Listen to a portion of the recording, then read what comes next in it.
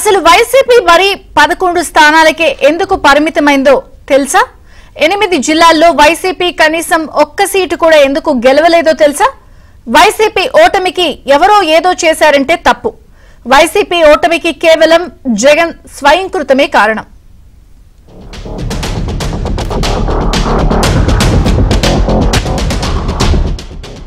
YCP అధికార చిహ్నం fan కు ఊరేసింది ఎవరో కాదు, కేవలం జగన్.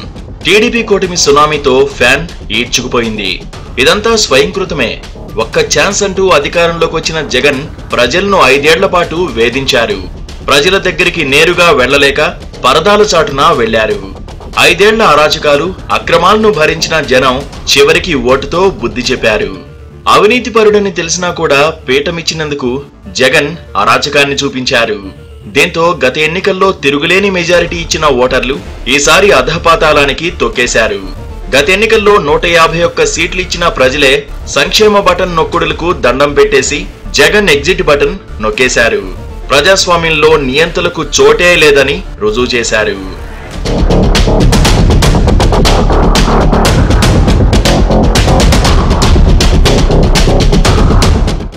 రెండు 2019 ఎన్నికల సమయంలో ఒక్క ఛాన్స్ ఇవ్వమన్నారు. రాజన్న రాజ్యమన్నారు. ప్రజలు కూడా నిజమని నమ్మారు. తీరా పీఠమెక్కిన తర్వాత ప్రజావేదిక కూల్చివేతతోనే పాలన ప్రారంభించారు. విధ్వంసమే ఎజెండాగా పాలన సాగించారు జగన్.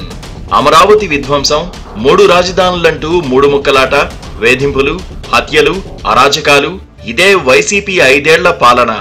ప్రపంచమంతా భయంకరమైన కరోనాతో భయపడుతుంటే జగన్ మాత్రం స్థానిక సంస్థల ఎన్నికలు నిర్వహించాలని పట్టుబట్టారు. ఎన్నికల అధికారి మీద తప్పుడు ఆరోపణలు చేశారు. చివరికి దౌర్జన్యాలతో స్థానిక సంస్థలను ఏకగ్రీవం చేసుకున్నారు. ప్రభుత్వానికి వ్యతిరేకంగా ఎవరైనా మాట్లాడితే చాలు వారిపై అక్రమ కేసులు. పోలీస్ వ్యవస్థను జేబు సంస్థగా వాడుకున్నారు. చివరికి సోషల్ మీడియాలో పోస్టు పెట్టినా సరే సిఐడి కేసులు.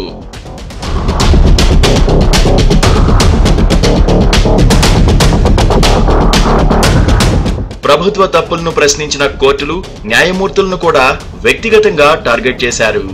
సోషల్ మీడియా వేదికగా న్యాయమూర్తులను దూషించిన వారిని జగన్ స్వయంగా కలుసుకున్నారు కూడా. 5 ఏళ్లలో అధికార యంత్రాంగాన్ని ప్రజా వ్యతిరేక వ్యవస్థగా మార్చి ప్రజలపై ఉసిగొల్పారు. జగన్ తీరును బట్టి ఆయన పార్టీ ఎమ్మెల్యేలు మరింత రెచ్చిపోయారు. మహిళలపై దాడులకు తెగించారు. అక్రమ కేసులు, నిర్బంధంతో రెచ్చిపోయి జగన్ సేవలో తరించారు.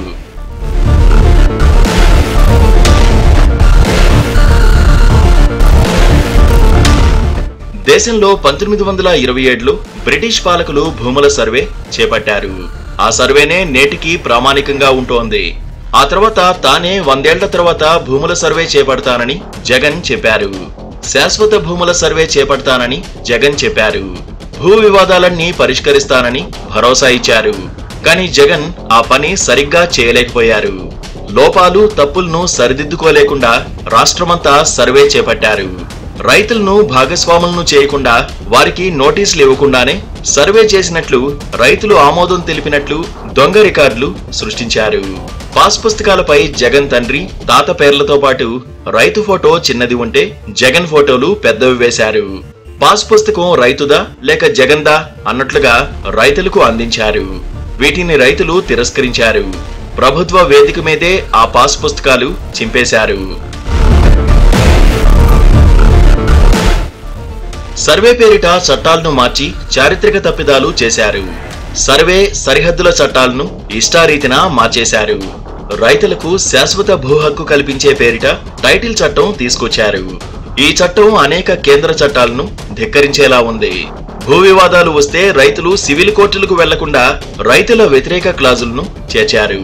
పక్కా పట్టాభూమిపై కూడా వివాదాలు రాజేసేలా చట్టం అవకాశం కల్పిస్తోంది.